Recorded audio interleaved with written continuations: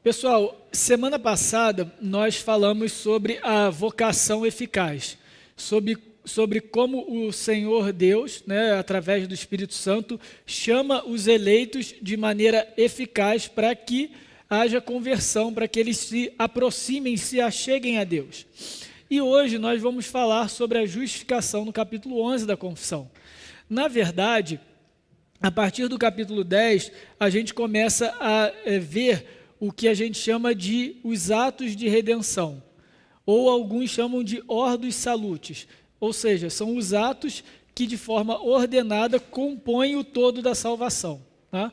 É difícil a gente definir uma ordem exata da salvação, do tipo, Deus começa a fazer isso e depois ele termina aqui. Tem situações, tem ações de Deus que elas acontecem simultaneamente, outras elas começam e continuam, outras são pontuais, como a justificação e como a vocação eficaz, como a gente viu na semana passada e vai ver hoje. Mas existem textos bíblicos que nos apontam para uma realidade de diversos atos da parte de Deus que conjuntamente formam a nossa redenção. E é o exemplo aqui de Romanos 8, 28. Vamos ler novamente. Sabemos que todas as coisas cooperam para o bem daqueles que amam a Deus. Esse cooperar é cooperar para a salvação, cooperar para a redenção. Bem aqui é salvação, não é simplesmente para a tua vida ficar de boa. Então, às vezes, a gente usa esse versículo errado, né? Então, a vida está ruim, não, mas eu sei que todas as coisas cooperam para o bem. De fato, Deus cuida de nós, Ele é um Pai amoroso, a gente se coloca em oração, Ele vai ouvir as nossas orações, mas esse não é o texto, tá? Aqui coopera para o bem da salvação, da redenção. Esse é o verdadeiro bem, esse é o bem último que os eleitos vão usufruir, vão desfrutar na presença de Deus. Então sabemos que todas as coisas cooperam para o bem daqueles que amam a Deus, daqueles que são chamados segundo o seu propósito. Versículo 29. Porque os que de antemão conheceu lá na eternidade, também predestinou para serem feitos conforme a imagem do seu Filho, a fim de que ele seja o primogênito dentre muitos irmãos. E aí vem o que seria uma ordem. Versículo 30, aos que predestinou, a esses também chamou. Aos que chamou, a esses também justificou. E aos que justificou, a esses também glorificou. Então vejam, a salvação não é uma única ação de Deus, não é um único ato. Na realidade, é uma grande obra que começa na eternidade, antes de todas as coisas terem sido criadas, e ela se perpetua, ela continua através da história, até que encontra a nossa história. Mas ela continua, e ela vai continuar por toda a eternidade, no momento em que nós formos glorificados. E aqui só um detalhe do texto de Romanos 8, o verbo glorificou, aqui está no passado, mas nós ainda não fomos glorificados. Mas para Paulo, e isso é verdade, a obra da redenção ela é completa, ela é perfeita, de fato vai acontecer. Então, reitera a ideia do versículo 28, sabemos que todas as coisas cooperam para o bem. Então, o Deus que chamou, certamente que predestinou, certamente vai chamar, certamente vai justificar, certamente vai glorificar. Então, para Paulo, isso é uma certeza tão grande que ele coloca como um ato consumado. Por isso aqui o glorificou no passado. Tá bom, gente? Então, a gente vê aqui que essa ordem de Romanos 8, 28 a 30, foi mais ou menos a lógica que a confissão seguiu, que os teólogos reformados do século XVII, ao compor a confissão, eles seguiram justamente essa ordem nesse momento. Essa partezinha da confissão vai falar sobre a salvação. É o nome bonito na teologia, soterologia. Ou seja, é a doutrina da salvação, o estudo da salvação a gente chama de soterologia. Então, essa é a parte da confissão que a gente está vendo justamente sobre a salvação, os atos de Deus na salvação. Isso começou lá nos decretos de Deus, então naquele capítulo sobre os decretos de Deus, como Paulo coloca aqui, chamados segundo o seu propósito. Deus decretou a sua vontade soberana ao eleger alguns para agir com graça e não condenar a todos, como a sua justiça, então, pediria. E aí, então, continua Paulo dizendo, antemão conheceu e predestinou. Foram 2 aulas atrás, quando falamos sobre o livre-arbítrio. E também chamou, a vocação eficaz, a aula da semana passada. E agora também justificou. E esse é exatamente o tema da nossa aula de hoje. Herman Bavinck, um teólogo holandês reformado, falando sobre a doutrina da justificação, ele diz o seguinte, que a justificação é a doutrina sobre a qual a igreja cai ou fica em pé. Ou devemos fazer alguma coisa para ser salvos, ou a nossa salvação é puramente o dom da graça. Então, o que Bavinck está dizendo aqui? Que a justificação é uma doutrina crucial para definir se a igreja é, de fato, uma igreja fiel à palavra, sólida, concreta. E qual é o argumento de Bavinck? Como que a gente vê a justificação? Se a nossa justificação é acompanhada por algum ato nosso ou se ela é fruto exclusivamente da graça de Deus. A gente vai ver isso agora. Então, a primeira coisa que a gente tem que fazer é definir a justificação. Então, a gente está aqui no capítulo 11, no boletim, o primeiro parágrafo, a primeira frase, na realidade, a primeira afirmação. Os que Deus chama eficazmente, também livremente justifica. Então, a primeira afirmação aqui do capítulo 11, né, primeiro parágrafo, é uma repetição, quase que literal, de Romanos 8:30. Então, o que a confissão está dizendo aqui é que a justificação faz parte dessa obra contínua da salvação. Tá? Então, vamos definir justificação agora, porque não é um conceito que a gente utiliza no nosso dia a dia. Não é algo simples, não é algo tangível para nós. A gente não sai falando por aí, sou justificado e tal. Isso não é comum a nós. Mas a justificação, a primeira coisa que a gente precisa entender é que ela tem um sentido forense. Ela tem um sentido legal. Então, aqui, a gente está falando da parte jurídica da nossa salvação. Ok? Relacionado à lei de Deus e relacionado a como ele aplica a sua lei. Então, a justificação, antes de mais nada, ela tem um sentido legal, ela tem um sentido forense. O que eu quero dizer com isso na prática? Que a justificação é o ato de declarar alguém justo. Não é o ato de tornar alguém justo. Entenderam a diferença? Aqui, gente, pode perguntar à vontade, como sempre, né? Mas essa aula, então, que a gente não sempre lida com esses termos, qualquer dúvida pode me interromper. Então, isso é o primeiro ponto que eu quero que os irmãos aprendam, que isso é fundamental para o nosso entendimento da doutrina. A justificação é o ato de declarar alguém justo. Não é tornar essa pessoa justa. Ok? Então, a gente vê esse conceito legal, esse conceito forense, desde o Antigo Testamento. Então, abram comigo em Deuteronômio 25, versículo 1. Deuteronômio 25, versículo 1.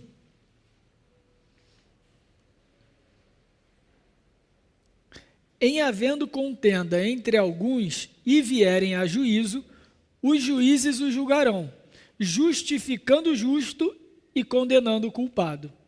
Então, na lei do Antigo Testamento, na lei mosaica, qual é o papel do juiz? É identificar aquele que é justo, identificar aquele que é culpado, aquele que é condenado. Então, o papel de um bom juiz, o papel de um juiz santo, aos olhos de Deus, justo, é declarar aquele que é justo. Vejam que o juiz não torna ninguém justo e não torna ninguém culpado. O juiz só reconhece, só identifica aquele que já é justo, ou seja, aquele que é inocente de determinada acusação, ou aquele que é culpado, e então o condena por aquilo que ele já é.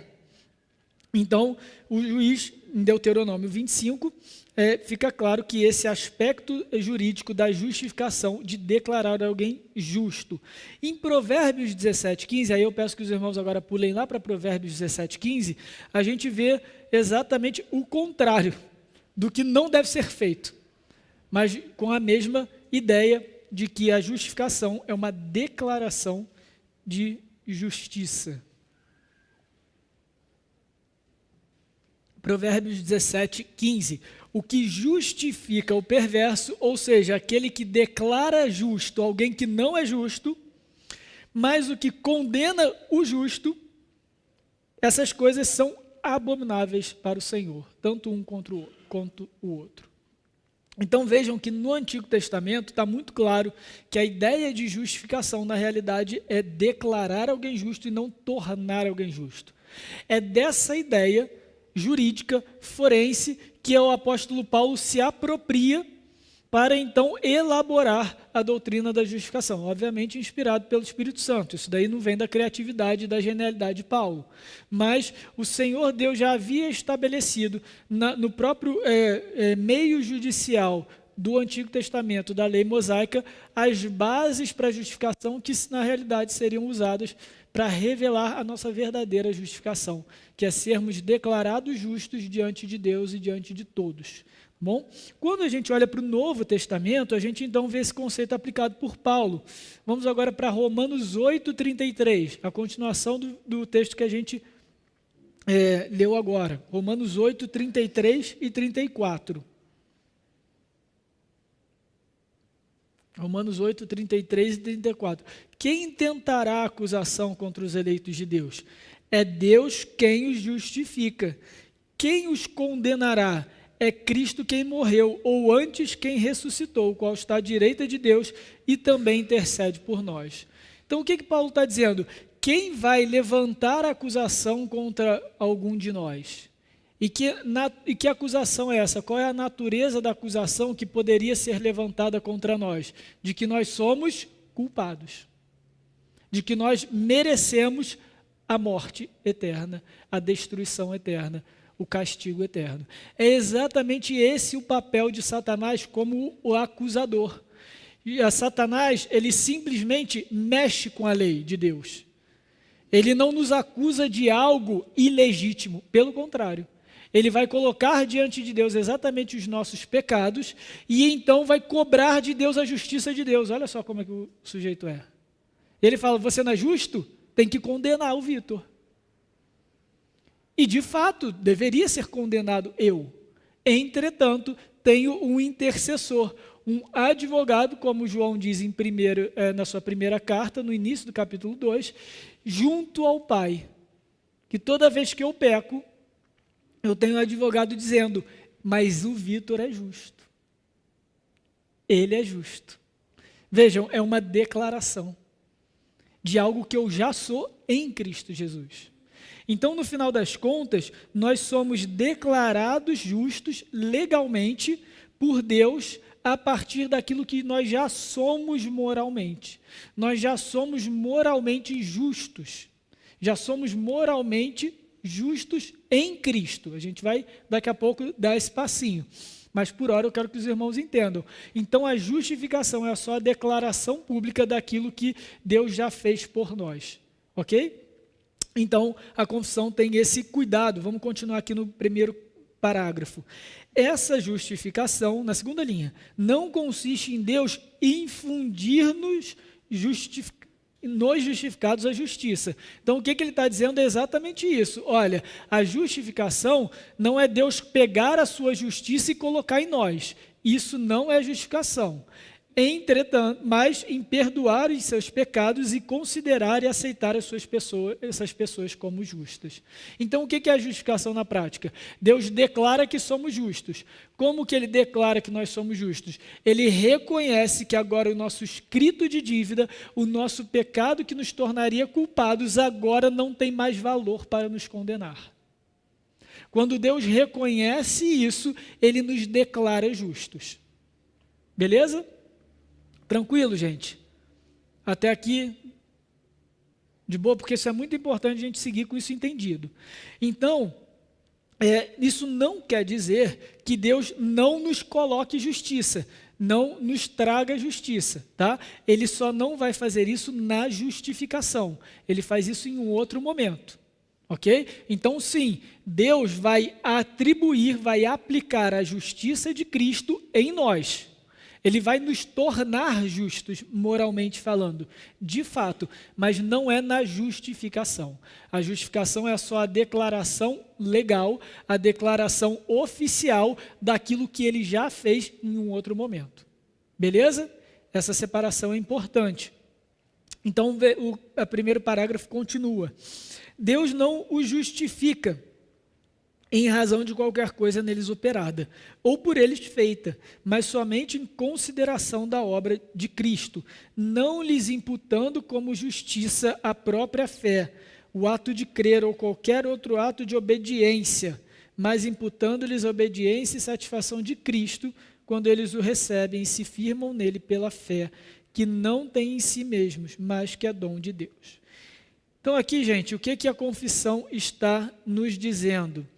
Que a fé não é o que nos justifica. A nossa fé não é o que move Deus a nos tornar justos, nem menos nos declarar justos.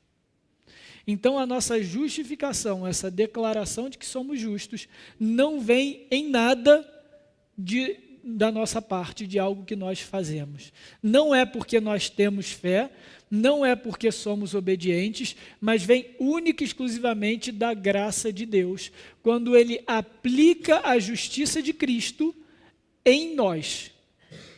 Então a confissão tem esse detalhe aqui. E aqui um outro ponto que é muito importante. A justificação, então, ela não vai ser aquilo que gera a fé. Na verdade, a fé é o instrumento pelo qual nós nos apropriamos da justificação. A justificação de Deus, essa declaração de justiça, nos é alcançável por causa da fé. Mas nós não somos justificados, nós não somos justificados por causa da fé, nós somos justificados pela fé. A fé é o instrumento da justificação. Não é em virtude da fé que nós somos justificados. Essa doutrina ela tem detalhes que a gente precisa entender para ela encaixar direitinho. Então, e eu vou ser repetitivo, gente, para que esses conceitos fiquem firmes. Então, primeiro, a justificação é uma declaração de que somos justos, daquilo que Deus já fez em nós, aplicou a justiça de Cristo em nós, e Ele declara essa declaração, é a justificação. Agora eu estou dizendo para vocês que essa justificação chega até nós, o meio de apropriação, o instrumento para alcançarmos é a fé, não é por causa da fé, não é porque temos fé que somos justificados, mas nós alcançamos a nossa justificação porque temos fé. Fala aí, Marcos.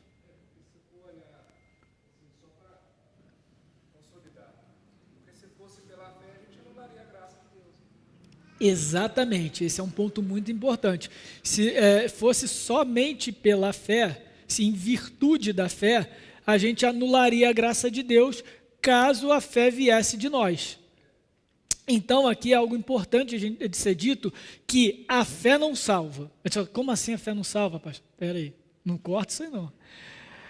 A fé em si não salva, mas a fé é um instrumento no ato de redenção, para nos apropriarmos da justificação que nos salva.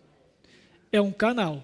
Tem uma ilustração, que eu gosto muito, não é minha, alguns dizem que é de Calvino, depois eu confirmo a fonte, mas que ele faz o paralelo da fé com a boca.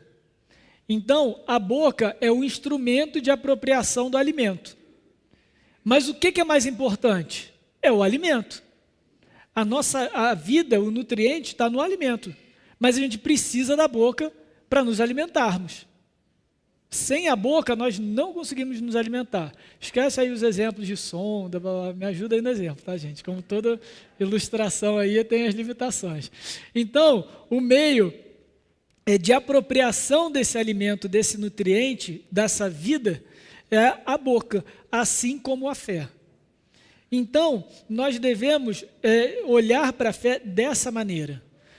Por outro lado, quando a gente não compreende a fé como um instrumento da justificação, a gente começa a ser enganado ou cair em erros do tipo, a fé é um superpoder. Então, não, eu vou ter uma fé que move montanhas, e aí eu posso fazer tudo agora porque eu tenho fé. E a fé passa a ser um superpoder espiritual. Ou, se eu tenho pouca fé, ou se em alguns momentos da minha vida eu questiono a Deus, então pode ser que eu nem seja salvo, ou pode ser que eu tenha perdido a minha salvação. mas a fé é um instrumento de apropriação de algo que realmente nos une a Deus, que permite, que pavimenta o caminho para a nossa adoção, que é o próximo capítulo, a aula do domingo seguinte. Deus não vai adotar alguém que não é justo. Deus não vai adotar alguém que não é tal qual ele. Então ele torna essa pessoa justa e ele declara essa pessoa justa e então a adota, toma como filho. Então nesse ponto, gente, a fé é isso, é o instrumento pelo qual nós somos justificados.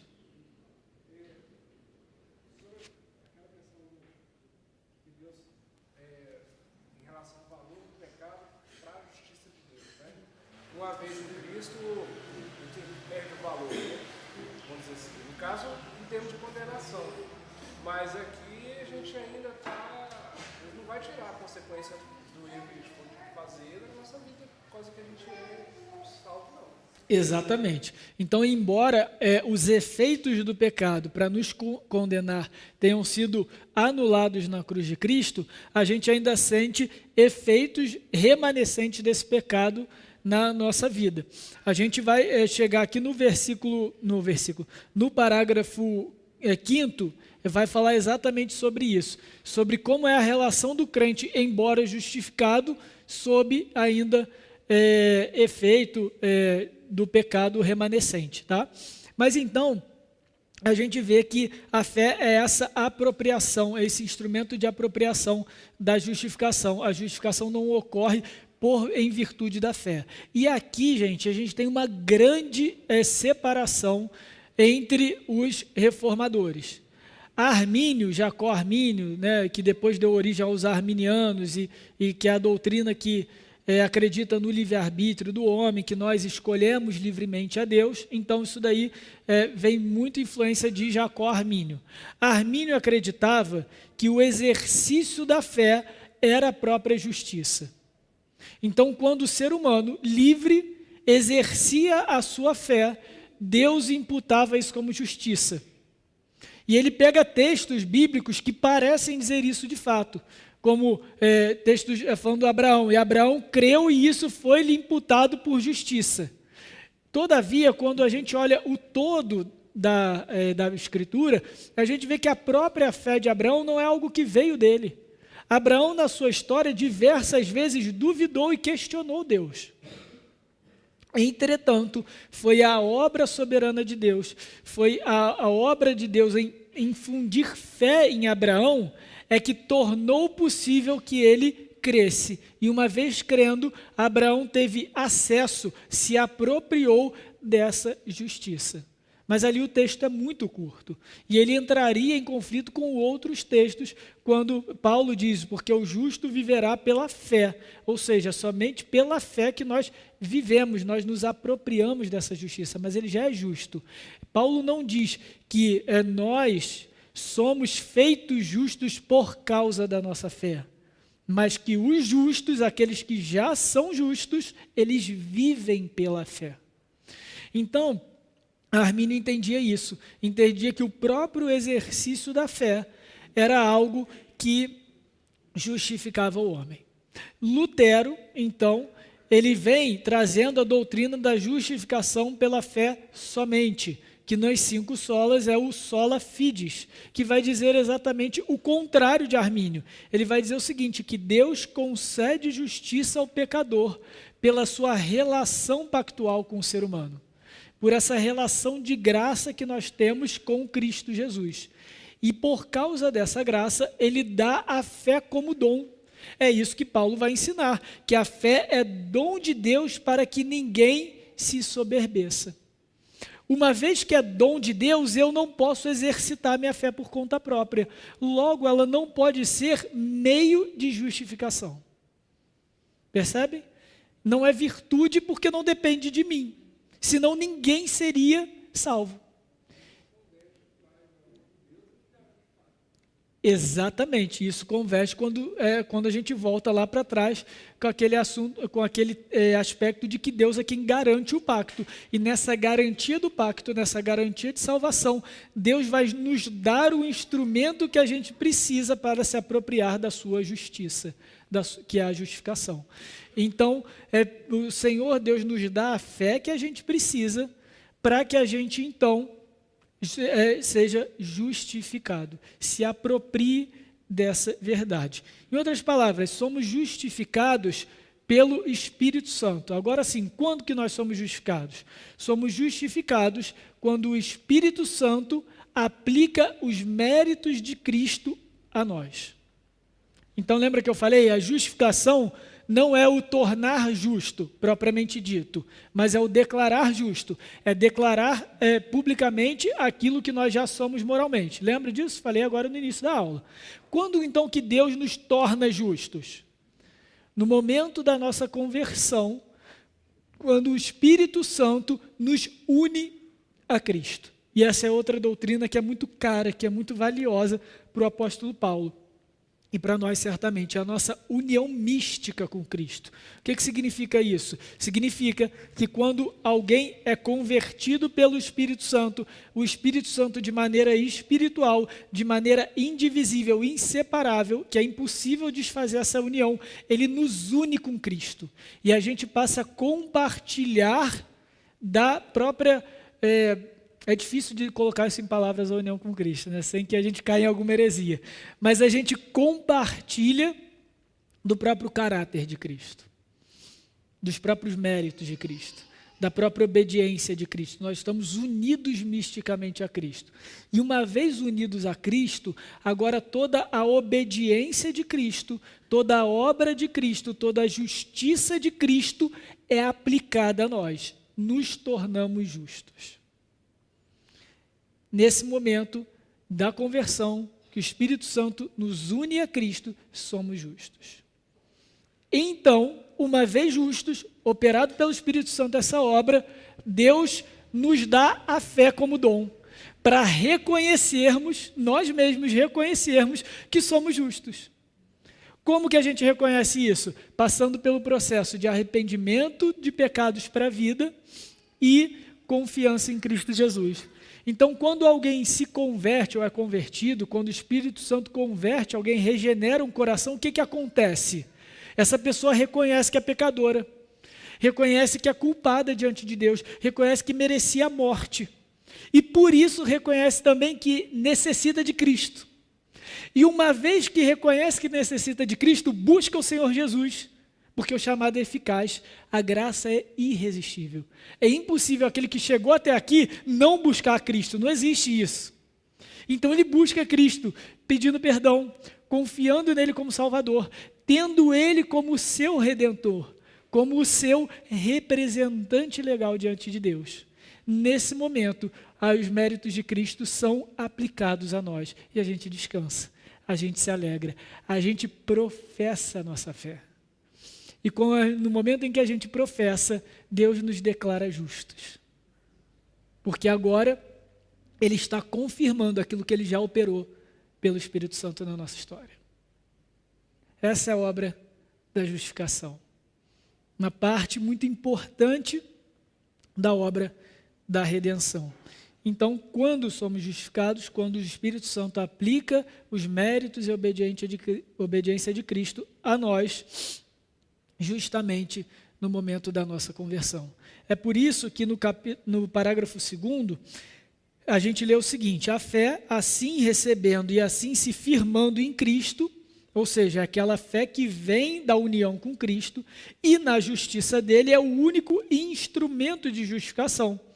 Ela, contudo, não está sozinha na pessoa justificada, mas sempre anda acompanhada de todas as outras graças salvadoras. Não é uma fé morta, mas a fé age através do amor. O que são essas obras da graça? Essas outras graças salvadoras que a confissão de fé coloca. São os outros atos de Deus na vida do crente, na vida do eleito, para a sua salvação e para a sua redenção. Então, por exemplo, é tudo isso que eu falei aqui. É o arrependimento para a vida, é quando nós reconhecemos o nosso pecado, é a regeneração. Então agora o Espírito Santo muda o nosso coração, muda a disposição do nosso ser para que a gente reconheça que é pecador. Então a regeneração, o arrependimento para a vida, a santificação, porque agora o Espírito Santo começa a agir em nós para nos parecermos cada vez mais com o Senhor Jesus. É a adoção, ou seja, o Senhor Deus nos recebe como filhos, tal qual Cristo é. Isso vem logo depois da justificação.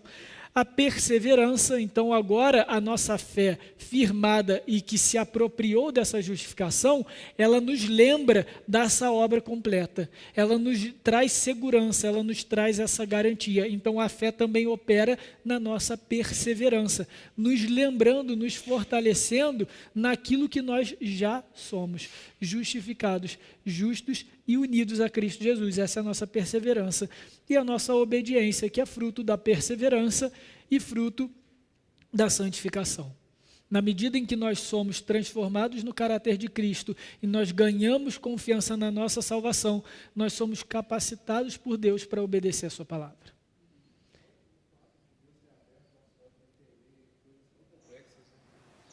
Já é uma grande graça. E não é fácil se for olhar, são coisas muito complexas que não são do nosso plano, né? Somente, mas parte de Deus, assim, é difícil, assim, o ser humano sem a ajuda de Deus entender isso. Eu diria que é impossível o ser humano, sem a ajuda de Deus, entender todas essas coisas.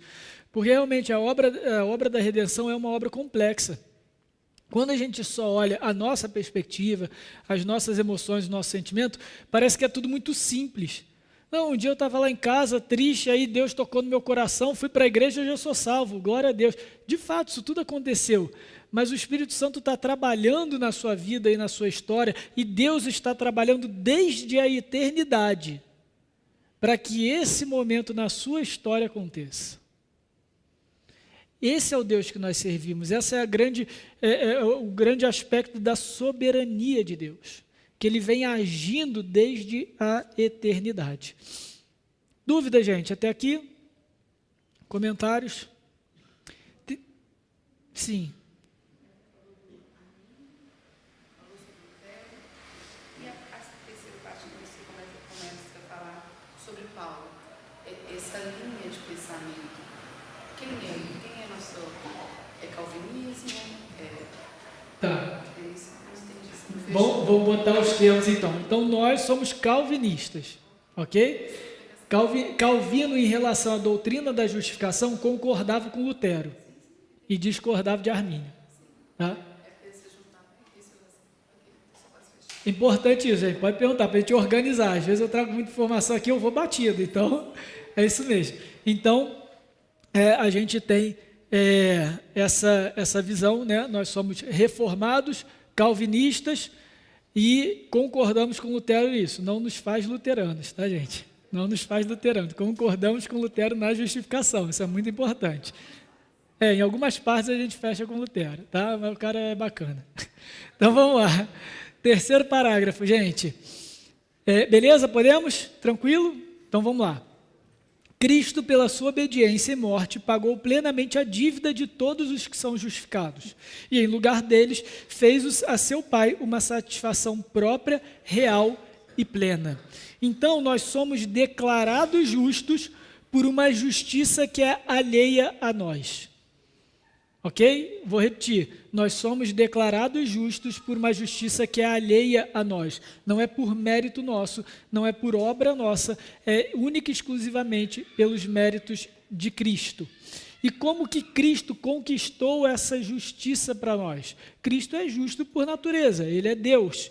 Isso é do atributo de Deus, é um dos atributos de Deus, a sua justiça. Mas Ele precisava conquistar justiça para que ela fosse transmitida a nós. Isso é muito importante. Cristo não podia simplesmente falar, está aqui minha justiça. Ele precisava conquistar essa justiça como se fosse nós mesmos a conquistando, a exercendo, para que através de uma representação legal, ele aplicasse essa justiça conquistada a nós. Entenderam a diferença? É por isso que, dentre muitas coisas, muitos motivos, Cristo encarna, Porque ao encarnar sem pecado, a gente já viu isso sobre a natureza de Cristo, ele obedece a Deus em todas as coisas, de forma perfeita. É a obediência ativa de Deus, de Cristo. Isso daí, a gente até mencionou o texto de Hebreus, que em tudo ele sofreu como nós, porém sem pecado. É esse sofrimento como nós, porém sem pecado, que faz com que a obediência ativa de Cristo seja passível de aplicação, de transmissão a outro. Mas também temos a obediência passiva, era ativa, tá, gente? Eu falei errado aqui agora. A obediência ativa é a obediência ativa de Cristo em viver perfeitamente sem pecado. E a obediência passiva? A obediência passiva é de se submeter ao decreto do Pai e se entregar à morte da cruz por nós. Isso é obediência passiva. Quando ele faz isso, ele reúne em si tanto os méritos da obediência quanto a condenação por conta do pecado. E ele transmite tudo isso a nós. Ele transmite a justiça conquistada na obediência dele, como se nós mesmos fôssemos obedientes para a lei, e a sua justiça conquistada na sua morte. Por quê? A justiça de Deus foi executada na cruz. A ira de Deus foi derramada sobre Cristo, e naquele momento a justiça de Deus foi satisfeita. Essa justiça satisfeita também é aplicada a nós. E por isso nós podemos ser justos, chamados justos e transformados justos, porque o Espírito Santo aplica os méritos de Cristo a nós. É isso que a gente quer dizer quando a gente fala sobre os méritos de Cristo. Às vezes aqui na liturgia, percebam isso, eu agradeço pelos méritos de Cristo, principalmente na oração de contrição e agradecimento pelo perdão de pecado. Senhor, nos aproximamos diante de Ti nos méritos de Cristo. Por que eu falo isso? Porque é único e exclusivamente por causa da obediência ativa e passiva de Cristo, aplicada a nós, que nós podemos nos achegar diante do Deus Todo-Poderoso, sem medo de ser condenados, sem medo de ser consumidos pela sua ira. São os méritos de Cristo, é a obra, é a obediência de Cristo, ativa e passiva, aplicada a nós. Então Deus agora nos trata como Ele trata o próprio Filho, porque isso foi transmitido a nós no momento em que o Espírito Santo nos uniu ao Senhor Jesus. Beleza? Então, a gente tem essa justiça aplicada a nós. Logo, a segurança da nossa justificação está exclusivamente na obra do Senhor Jesus, na obra de Cristo. E então a gente começa a olhar para a nossa vida, porque nós temos aqui se apegar, nós temos uma segurança que é a obra do Senhor Jesus em nós, a quem nós estamos ligados pelo Espírito Santo. Então a justificação também tem esse caráter de continuidade. E aqui é algo muito importante, porque a justificação como ato legal, como ato forense, ela é pontual. Então Deus nos justifica, nos declara justos e ponto. Ele não permanece nos declarando justos, ok? Ele bate o martelo e fala, somos justos. Cristo, ao interceder por nós, ele só lembra, entre aspas, traz à tona o documento que garante que nós somos justos. Então, a justificação como ato legal, ela é pontual, mas os seus efeitos são contínuos. Então, efeitos como, por exemplo, para nos livrar do acusador de Satanás todas as vezes que ele se levanta contra nós quando pecamos, e também para nos lembrar de quem nós somos. Então, é um papel do Espírito Santo lembrar-nos o tempo todo dessa declaração de justiça, de que nós não somos mais condenados, de que nada vai nos separar do amor de Deus, porque nós fomos declarados justos. E aqui, gente, é algo interessante, porque quando nós recebemos do Espírito Santo essa graça, essa confirmação, e isso não vem de formas muito mágicas não, tá? O Espírito Santo não vai descer como uma pomba sobre a sua cabeça e falar, você é justo, lembra disso. Isso daí vai ser justamente na medida em que a gente vai tendo relacionamento com Deus, vai orando, vai lendo a palavra, vai tendo intimidade, e a confiança na salvação vai sendo nutrida. Essa confiança na salvação são os efeitos contínuos da justificação também, que contribuem para a nossa perseverança, para a nossa santificação. Então, essa justificação, que é declarada pontualmente por Deus, é relembrada ao nosso coração pelo Espírito, é uma antecipação pessoal daquilo que vai ser realizado no dia do juízo final. Porque no dia do juízo final, quando Jesus voltar em glória, com poder e glória, para julgar a todos, ele vai simplesmente declarar aquilo que Deus já declarou oficialmente. Esse é justo. Esse foi declarado justo. Venha ao meu reino. E vai receber no reino aqueles que receberam essa declaração de justiça, que foram justificados. Então, aquilo que acontece no nosso coração hoje é uma antecipação do dia do juízo. Essa declaração vai ser visível, vai ser pública, vai ser universal. Deus vai declarar aquilo que Ele fez por todos os santos, por todos os justos, aqueles a quem Ele justificou. Ele vai declarar isso no dia do juízo, no grande julgamento, quando Cristo estiver assentado como juiz sobre tudo e sobre todos. Então, a gente tem no nosso coração hoje uma antecipação daquilo que vai acontecer no dia do juízo final. Ainda no parágrafo 3º, né? Cristo, pela sua obediência e morte, pagou plenamente a dívida de todos os que são justificados, e em lugar deles, fez a seu Pai uma satisfação própria, real e plena. Contudo, como Cristo foi pelo Pai dado em favor deles, e como a obediência e a satisfação dele foram aceitas em lugar deles, ou seja, a obediência e a satisfação da condenação da morte foi aceita por Deus em nosso lugar. É isso que ele está dizendo aqui. Ambas livremente, não por qualquer coisa neles existente. A justificação é só da livre graça, a fim de que tanto justiça restrita como a abundante graça de Deus sejam glorificadas na justificação dos pecadores.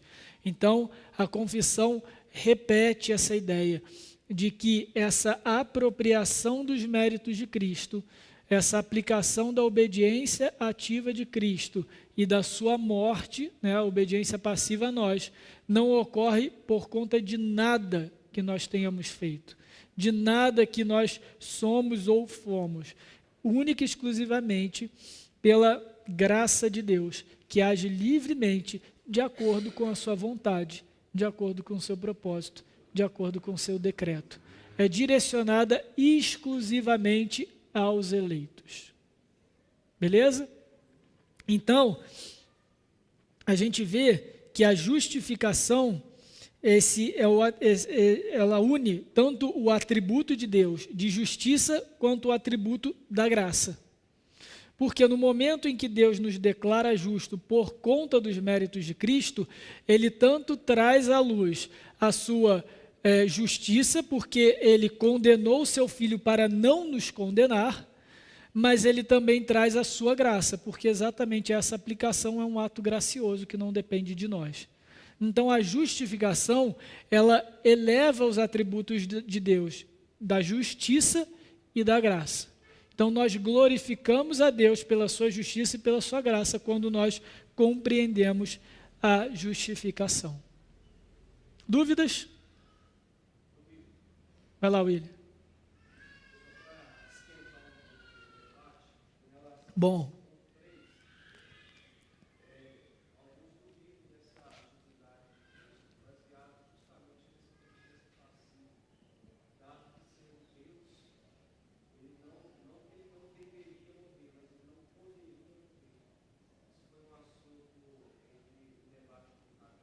Uhum.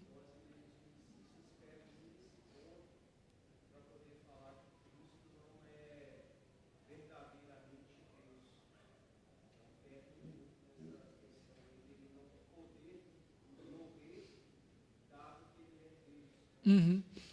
Esse é um tema, né, um ponto aqui que pega principalmente nas religiões orientais. Quando a gente olha um pouco mais para o Ocidente, né, as religiões nórdicas, o panteão grego, romano, essa ideia de deuses e semideuses e até de morte dos deuses até que é razoável. Mas quando a gente olha para matrizes orientais, eles não consideram que divindades podem morrer. E aí, por isso, uma crítica ao cristianismo, uma dificuldade. Como que um Deus todo-poderoso, que é Cristo, pode morrer? E é exatamente, a gente se assegura, a gente se protege desse tipo de questionamento na dupla natureza de Cristo. A gente precisa se relembrar que Cristo assume a natureza humana, une de forma perfeita, justamente para nos substituir. E aí talvez a dificuldade maior não seja nem lógica, não seja nem um tanto de um Deus não pode morrer, mas é que Deus é esse que morreria no meu lugar, já que eu sou culpado. E aqui é a grande distinção da fé cristã, da fé bíblica, em relação a todas as outras religiões. Porque a fé cristã é a única que vai dizer que o homem é o problema de tudo, que ele deve ser condenado por Deus, que não tem nada que ele possa fazer para se salvar, mas ainda assim Deus nos amou de tal maneira que ele inverteu tudo e fez o que a gente não podia fazer e morreu no nosso lugar e nos salvou mesmo condenados e nos perdoou e nos recebeu na sua família como filho legítimo. Na sua soberania satisfez a justiça, mas para muitos o ponto mais difícil é o amor de Deus. Que amor é esse que vence a própria justiça? Que esse é o centro, esse é o cerne. Que amor é esse que vence a própria justiça de um Deus soberano? Não existe amor como esse no mundo, não existe referencial de amor. Não é possível existir um Deus que nos ame a tal ponto, de fato. Quando a gente olha e procura um referencial para comparar o amor de Deus, não tem como. O amor de Deus, de fato, é incomparável. E é isso que torna ainda mais belo a nossa salvação, a nossa redenção. Então, a obra, de fato, ela vem exclusivamente de Deus e movida pelo amor de Deus. Literalmente, pelo amor de Deus. Sim. Mas ele falou de rabino, fiquei curiosa. E o que os judeus esperam do Messias? O que os judeus esperam do Messias? Eles não vão entender que o Messias é esse sacrifício expiatório. O Messias, para o judaísmo ortodoxo, vai ser aquele representante último da aliança. Então, ele é o último representante de Abraão, ele é como se fosse o representante pactual por excelência. Então, ele vai conquistar tudo aquilo que os outros representantes da aliança não conquistaram. Ele vai conquistar a terra, ele vai estabelecer o reino e manter o reino, porque Davi não manteve o reino. Josué conquistou o reino, mas manteve ele impuro, entre aspas. Ele não fez muitas coisas que deveria ter feito. Então, a figura do Messias vai unir e cumprir todas as falhas dos anteriores. Então, essa é a visão do Messias judaico. Aí há as diferentes linhas dentro do judaísmo, assim como tem as linhas evangélicas, arminiano, calvinista. Então, uns vão dizer que a figura do profeta por excelência da reencarnação de Elias seria o mesmo Messias. Outros vão dizer que são figuras separadas, que vai vir o profeta e vai vir o Messias. Então, aí você tem as distinções aí dentro do judaísmo ortodoxo. E aí não morrerá, porque ele vai estabelecer o reino eterno. Esse Messias, que é um homem, ele vem para estabelecer o reino de Israel, e aí então o reino de Israel vai ser estabelecido eternamente. Aí também tem outras divisões. Alguns dizem que o próprio Yahvé vai descer de novo do céu e habitar no meio do povo, dentro do templo que vai ser reconstruído. Outros vão dizer que há uma nova lei, uma nova Torá, agora perfeita, vai ser estabelecida, porque a palavra de Deus que vem do céu representa no judaísmo do Pentateuco, o judaísmo deuteronomista, aquele que é baseado fortemente no Pentateuco, como a própria presença de Deus. Então, assim como Moisés subiu ao Sinai para receber a palavra de Deus, a lei, então a lei desceu ali, é como se o próprio Deus estivesse descendo ali naquele momento. Não é por menos que, como que João começa o seu evangelho, no princípio era o verbo, na verdade aqui no princípio era a palavra. Para a gente não se confundir aí com os gêneros no feminino, no português traduziu como verbo, mas aqui é a palavra, relacionado à lei. Então no princípio era a palavra, e a palavra estava com Deus, a palavra era Deus, e ela veio a nós, ela tabernaculou a nós, ou seja, o que João está dizendo? Aquela palavra que desceu no Sinai, que representava a própria presença de Deus, a própria presença de Yahvé no meio do povo, e que acompanhou todo o povo no deserto, é Cristo. Ele é essa palavra esperada. E aí os evangelistas, eles vão construir as suas narrativas, construir no sentido de registrar, tá, gente? Para mostrar que a pessoa do Senhor Jesus representa e reúne todas essas expectativas judaicas. Então ele é o profeta, então Jesus pergunta, quem as pessoas dizem que eu sou? Uns dizem que é Elias, outros que é João Batista, outros até que é o profeta. Quem é esse o profeta? É esse profeta judaico, que havia essa expectativa. Aí, em outro momento, os evangelistas vão afirmar que ele é o Messias. Então, por exemplo, é quando João Batista pergunta, você é aquele que deveria de vir ou a gente deve esperar por outro? Ou seja, será que você é só o profeta ou você também é o Messias? O próprio João Batista ainda não tinha entendido. Será que é você que vai reunir todo mundo ou vai vir mais gente? Porque tem várias figuras. Tem o Messias, tem o libertador, tem o rei da linhagem de Davi. Quem é esse? Cristo é o rei dos reis, é o início do evangelho, que ele é o rei dos judeus, é o que os magos do Oriente veem. Nós viemos ver o rei dos judeus, que nasceu em Belém. Né? Então, assim, os evangelistas estão nos ensinando que, na verdade, Jesus reúne em si todas essas expectativas messiânicas, proféticas, reais do Antigo Testamento. No judaísmo, não. E aí vai depender de cada linha. Alguns vão dizer que o Messias também é o rei, outros vão dizer que tem o rei e o profeta, e aí eles que lutem. A gente tem as nossas próprias lutas aqui, né? Mas é isso, gente. A gente vê então que Cristo é realmente a união de todas essas expectativas, inclusive da expectativa da justificação, aquilo que já havia desde o Antigo Testamento e que Paulo nos mostra e nos concentra na pessoa do Senhor Jesus. Tranquilo?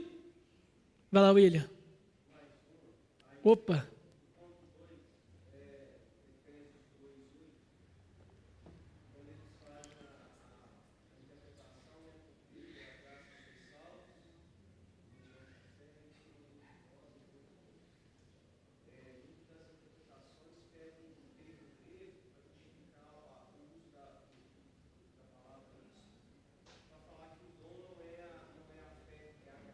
Uhum.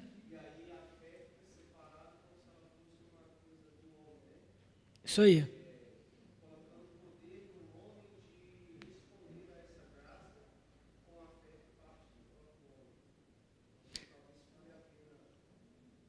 Vale sim, vale sim. Vamos lá, é o seguinte, então, abram então em Efésios 2:8.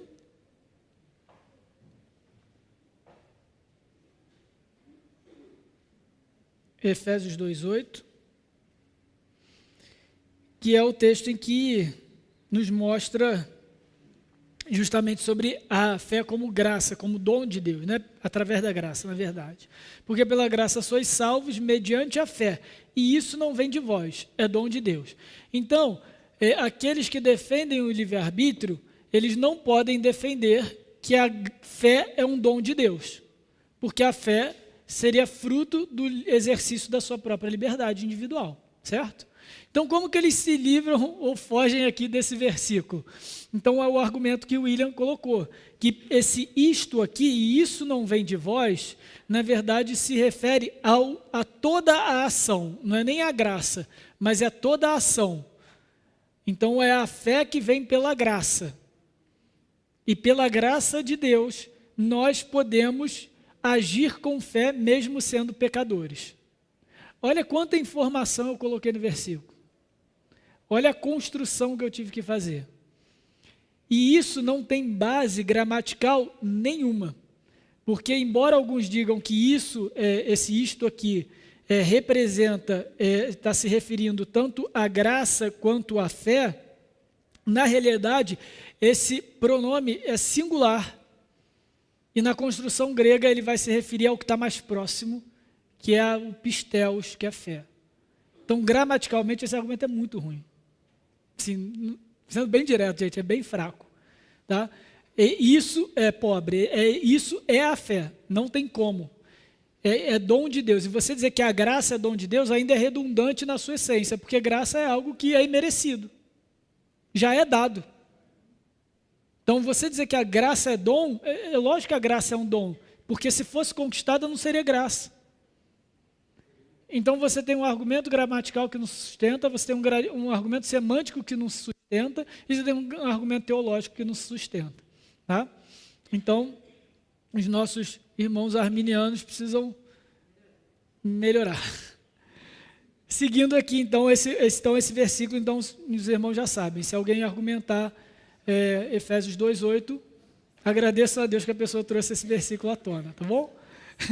Então tá, parágrafo 4º. Deus, desde toda a eternidade, decretou justificar todos os eleitos.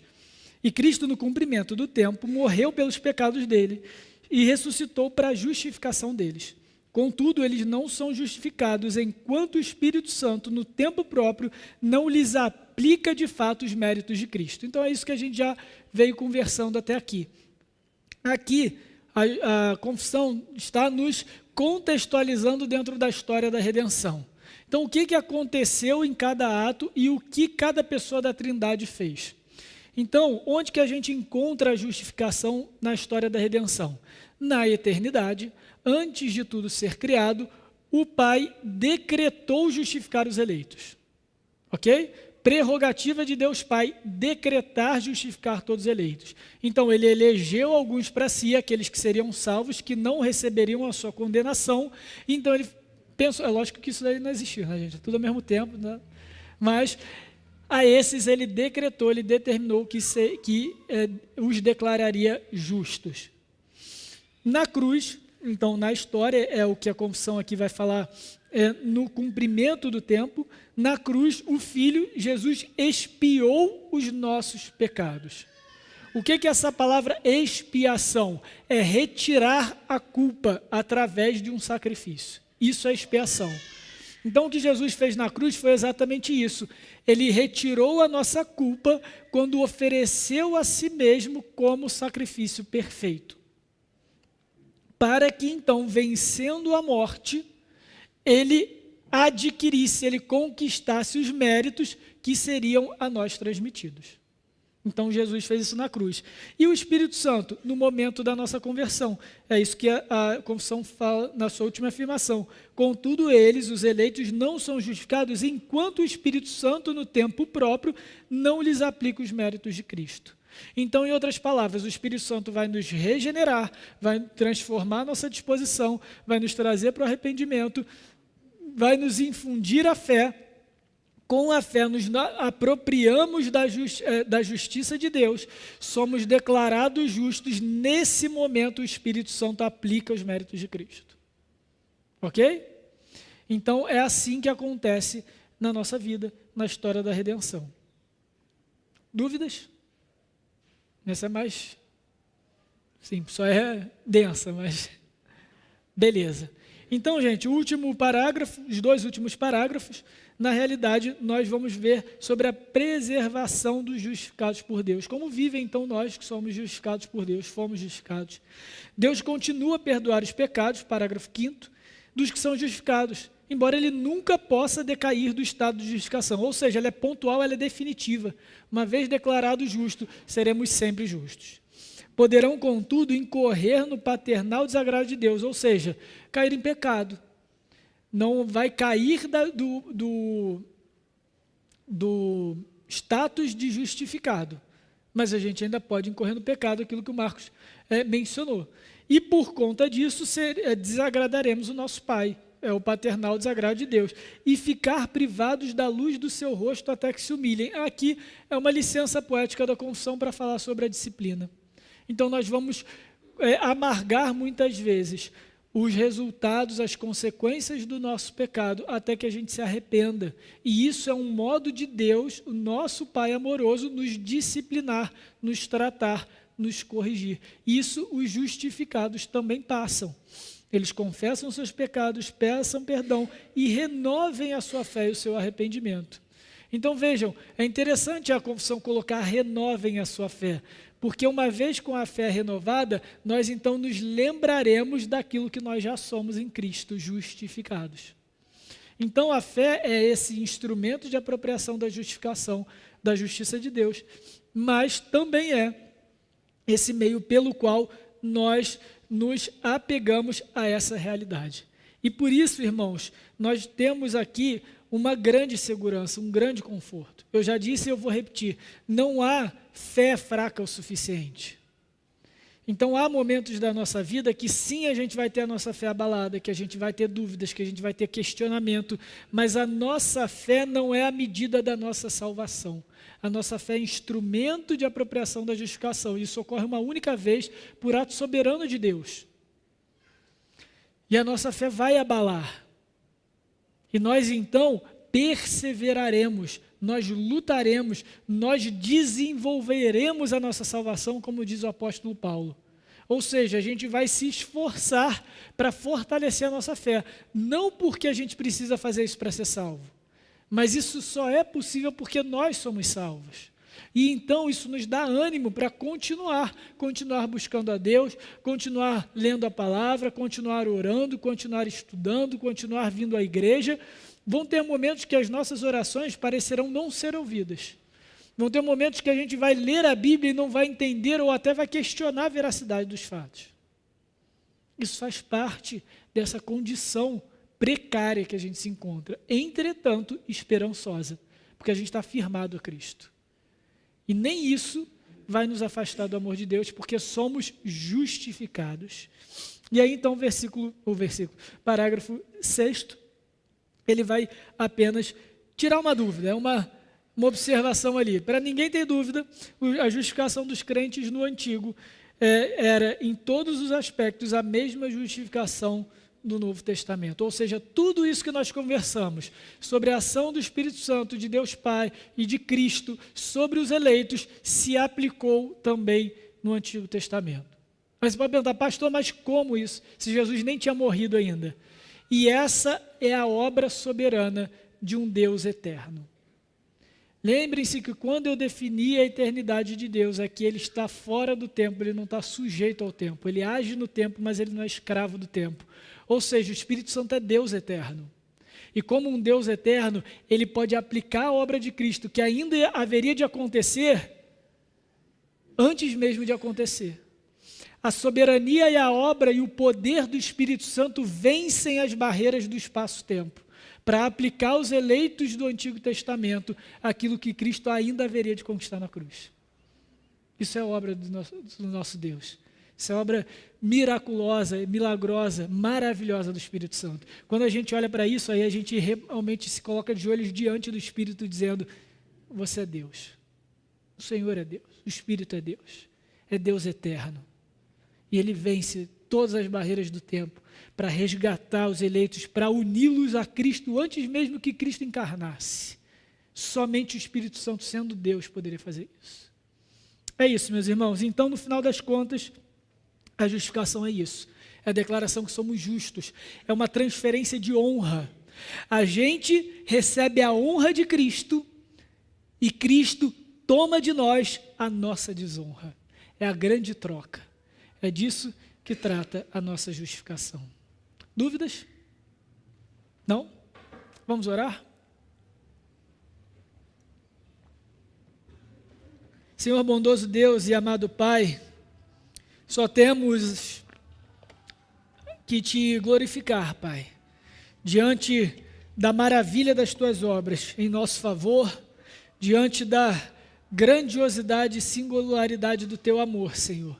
Só podemos te glorificar. Glorificado seja o teu nome pela tua justiça, aplicada em Cristo em nosso lugar e aplicada em nós por conta de Cristo. Louvado seja o teu nome, glorificado seja o teu nome pela tua graça, Senhor. Porque o Senhor nos declarou justo. Pela obra do Espírito Santo, Pai, poderosa soberanamente sobre nós e sobre todos os eleitos ao longo da história. Louvado seja o teu nome por isso. Te pedimos perdão, Senhor, pelos nossos pecados, quando agimos muitas vezes contra aquilo que nós já somos em Cristo, mas confiados nos méritos de Cristo, Pai. Nós pedimos perdão ao Senhor e pedimos também que o Senhor transforme a disposição do nosso coração.